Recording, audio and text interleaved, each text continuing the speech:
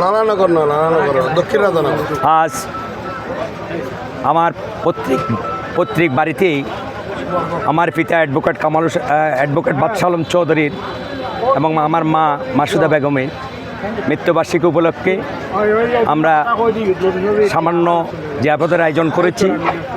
এই জিয়াপদের মধ্যে যারা এসেছেন, যারা আসবেন, সবাইকে আমার পরিবারের পক্ষ থেকে, আমার জাতীয়তাবাদী দলের পরিবারের পক্ষ থেকে, বাংলাদেশ জাতীয়তাবাদী দলের পক্ষ থেকে অভিনন্দন জানাচ্ছি।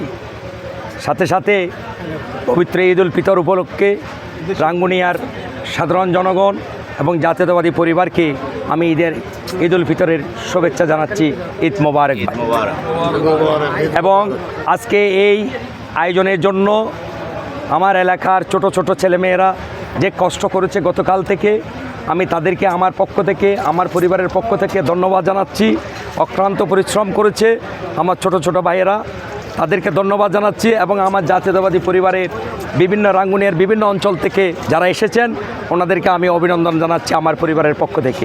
এবং এই বিষয়ে কিছু বলার জন্য আমি আমার শ্রদ্ধেয় বড় ভাই অ্যাডভোকেট ইমাম হোসেন চৌধুরীকে আমি এসেছি। তবে এবারের ঈদ বাংলাদেশ জাতীয়তাবাদী পরিবারের জন্য, রাঙ্গুনিয়ার পরিবারের জন্য, বা বাংলাদেশ জাতীয়তাবাদী দলে যারা বিশ্বাসী ছিল, নেতাকর্মীরা ছিল, তারা মোটামুটি 17 বছর পরেই এবারের ঈদ মনে হয়েছে যে এবারে ঈদ উল ফিতর আমরা উদযাপন করেছি।